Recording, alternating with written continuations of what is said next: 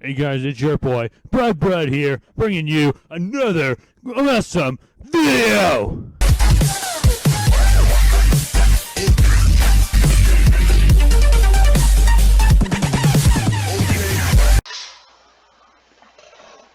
Hey guys, it's your boy, Brad here. Today we're bringing you a not Go format deck, but this time around, guys, we're bringing you a, what do you call it, a critter format deck. So for those of you who don't know, critter format was the format that we played in 2002. So Caveman Yu-Gi-Oh!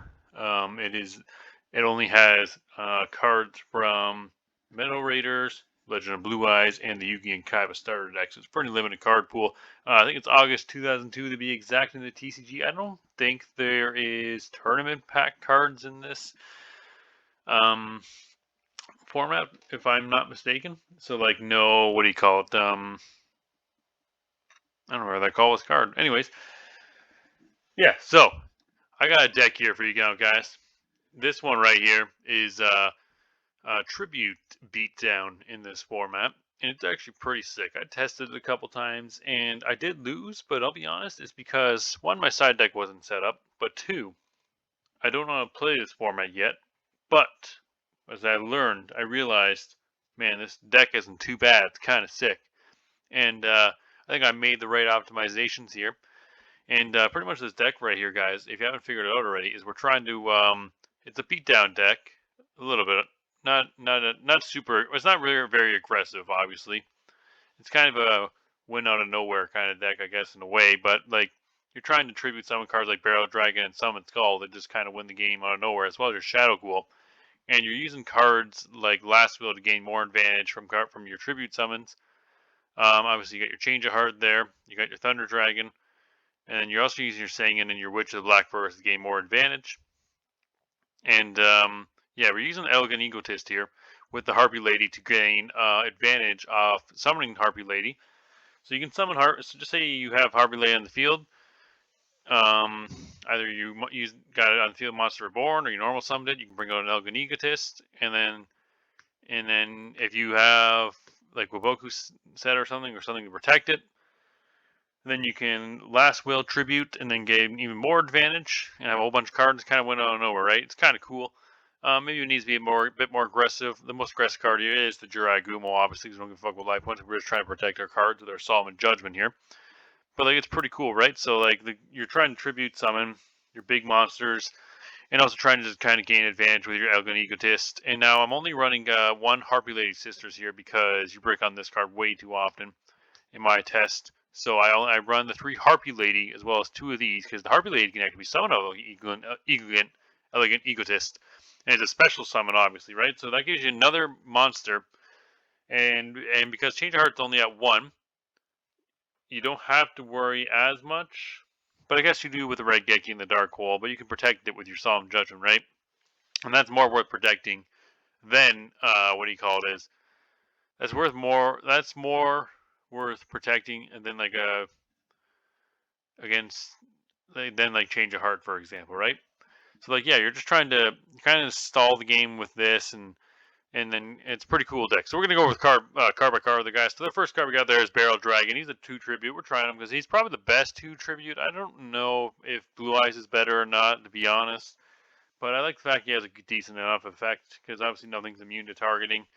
And the only thing that can really stop him is, what do you call it, is Solemn Judgment, right? So, like, it's okay. You got priority too, right? So, like, and there's no Torrential Tribute, and because of priority, you can it can work around Dark Trap Hole, for example. And then you got your Harpy Lady Scissors. Like I said, you only run one run of these cards.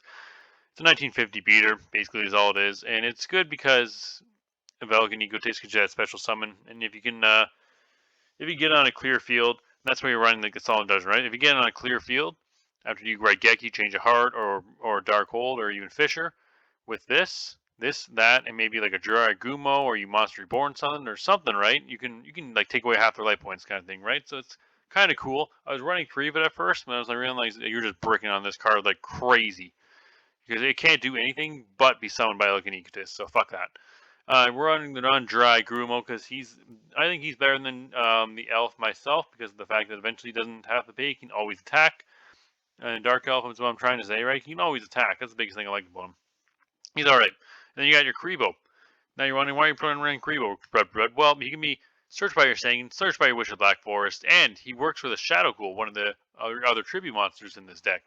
So Shadow Ghoul gains 100 attack for each monster in your graveyard, right? So you got your Thunder Dragons that are going to the graveyard. Your Witches and your Sangins are usually going in there. You got your, and then if you have Last Will as well, so like you tribute something off him, and then you Last Will, then you can get another monster in field. Say you can get Harpy Lady. This is gonna be pretty sick. You can get Harpy Lady. You can Last Will Harpy Lady. If you have an Egotist in hand, then you can bring out Sisters from either deck or hand, or deck or grave. Or yeah, deck or hand. Yep, right. So you can bring her out regardless of where she is, unless she's in the graveyard. But you're only wanting run one, so you're not going to see her very often, right? So that's why I only run one because of the Last Will, which lets you search all that. And then if you can do that, you got 1300 and 1950 in your tribute summon all at the same time. And Shadow Ghoul, I don't know if he's that good or not. If he's better than Summon Skull. I'm starting to think Summon Skull might be better. And then, but I don't know, because like the thing is with him is that your Thunder Dragons work with him, because Thunder Dragon is also a tribute monster, so he also works with Last Will, right? And you can actually discard all your Thunder Dragons to graveyard. That's also why we're playing Karibo, because he gets to start at graveyard as well, because slow the game down a little bit, protect you and all that, right? And then it just feeds your Shadow Ghoul even more. But like you need 9 monsters in grave for it to be better than Summon Skull, and like it can be okay, right? And like because we have what we got 3, 4. We got 4 monsters that go in there at least in the grave, right? Plus the one he'll do, so that'll be at least 5, right? Like 4 that send themselves. So like your Thunder Dragon and him, those all send themselves. And then your Sangin and your Witch are usually going to be in the graveyard kind of thing, right?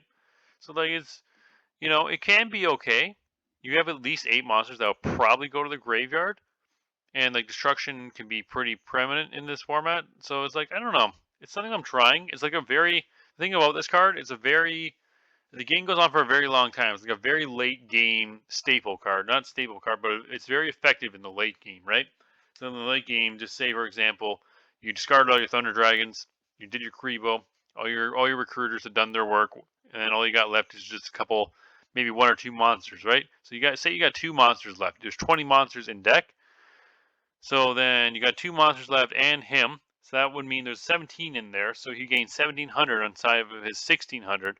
And that would make him what? 4 and then 4, like 33, right? So like a late game, if like this card can come out late game, it can be insane.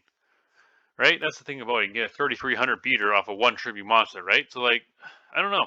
I don't know if it's really that good or not. It's something I'm testing. I just want to see like if the games are slow enough in this format. It could be sick. Maybe I should run more Karibo to make him even better. I don't know yet because because Karibo can be pretty good in this format to be honest. But anyways, Shadow Ghoul is pretty sick. I like it. I kind of want to work around. I kind of almost want to make a tribute deck that just works around him in a way. Like have like I don't know, maybe 2 of him because he can be searched off Witch is the other thing that's kind of sick about him. Is that he can be searched off Witch and he can also be reborn by Monster Reborn. Is the other thing you have to remember, right? So like if he gets thrown in graveyard too, I don't know. We might look into that. But anyways, onto this deck here. So we got the 3 Thunder Dragon. Works really well with the tributes, obviously, because it's working well with your recruiters, right? Because you're going to have the tribute summoned if they survive a turn, and then you can get rid of them. Get another one, which can search half the deck. It only can't search like what these 2 cards, I think. These 2 cards and these 2 cards is all it can't search. It's 4 out of the 20 monsters in this deck. It can actually search Shadow Ghoul. I don't know if I said that before. And you got the 2 Giant Soldier Stones, which are searchable by their Sangins. And obviously the 3 Harpy Lady, because like I said, Illigan Egotist lets you special summon a Harpy Lady as well as the Sisters.